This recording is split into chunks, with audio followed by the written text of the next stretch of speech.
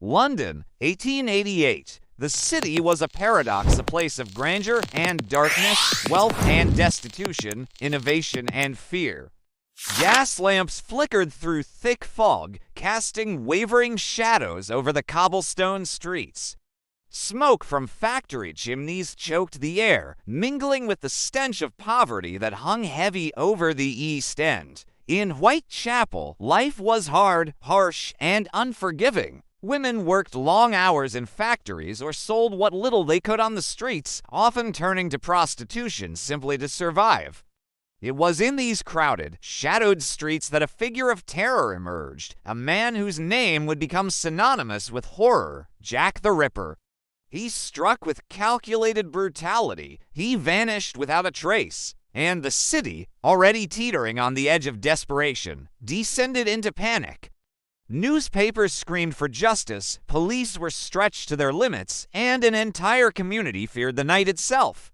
Yet amid the chaos, one fact remained clear. Jack the Ripper was not just a killer, he was a ghost in the fog, a nightmare that would haunt London for generations. The canonical five the victims most historians agree he claimed were ordinary women, each struggling to survive in a society that offered them little protection. Marion Nichols, found in Bucks Row on the last day of August 1888, bore the first mark of terror. Her body, discovered in the dim light of early morning, shocked the city. Days later, Annie Chapman was discovered in the backyard of 29 Hanbury Street, mutilated in a manner that escalated the horror and left investigators bewildered.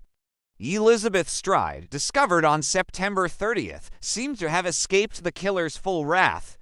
Some believe he was interrupted, but just 45 minutes later, Catherine Eddowes fell victim in Mitre Square, her body a grim testament to the killer's meticulous cruelty. Finally, on November 9th, Mary Jane Kelly, the youngest and most vulnerable, was found in her room at Miller's Court, mutilated beyond recognition, marking the chilling conclusion of a spree that terrified London. As the murders gripped the city, letters began arriving at police stations and newspapers. Some claimed to be from the killer himself. The most infamous, the Dear Boss letter, arrived taunting authorities and introducing the world to the name that would live in infamy, Jack the Ripper. Others, like the From Hell letter, carried disturbing claims, including the delivery of a human organ to authorities. The authenticity of these letters has been debated for over a century, but they amplified the fear, fascination, and obsession surrounding the case. The police were under immense pressure. Inspector Frederick Aberline and his colleagues combed the streets of Whitechapel, but the labyrinth of alleys, courts, and narrow passageways offered the killer countless escape routes. Crime scene science was rudimentary, fingerprints were not yet used, and forensic methods were limited. Witnesses offered conflicting reports, and every lead seemed to dissolve in the fog. Suspects were numerous. Montague John Druitt, a barrister who disappeared shortly after the killings. Aaron Kosminski, a Polish barber with mental health issues. Michael Ostrog, a known criminal. Each theory brought promise and frustration, yet none revealed the truth. Over time, the legend of Jack the Ripper grew. Was he a doctor, skilled in anatomy, capable of the precise mutilations left behind? Or perhaps someone with access to the upper echelons of society, shielded by wealth and power? Modern investigators have attempted DNA analysis on surviving evidence, trying to pierce the veil of time, yet the mystery remains unsolved.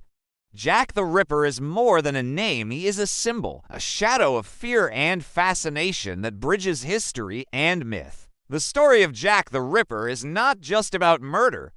It is about society, about the inequality, desperation, and neglect that allowed such a figure to emerge. It is about a city grappling with modernity while still mired in squalor. And it is about humanity's fascination with the unknown, the darkness that lurks just beyond the flickering street lamp. Even today, tourists walk the streets of Whitechapel, retracing the steps of victims and the killer alike, drawn by a mixture of horror and curiosity. Jack the Ripper's crimes have inspired books, films, television series, and countless documentaries. Yet, despite all this attention, despite the forensic science of today and the historical scrutiny of the last century, the Ripper remains a ghost. His identity is unknown. His motivations a mystery, his story unresolved. Why does Jack the Ripper continue to captivate us? Perhaps it is because he represents the unknown, the ultimate unsolved case. Perhaps it is the horror of his deeds, or the way he preyed upon society's most vulnerable. Over 130 years later, debates continue, theories abound, and the streets of Whitechapel whisper his name through the misty alleys. Was he a monster, a man, or a phantom that vanished into history? The truth may never be known, but the fear and fascination endure. Who was Jack the Ripper? Was it Montague John Druitt, Aaron Kosminski, Michael Ostrog, or someone else entirely? Comment your theory below, and don't forget to subscribe for more stories from the shadows of history. The fog of Whitechapel still lingers, and the shadow of Jack the Ripper will never fully disappear.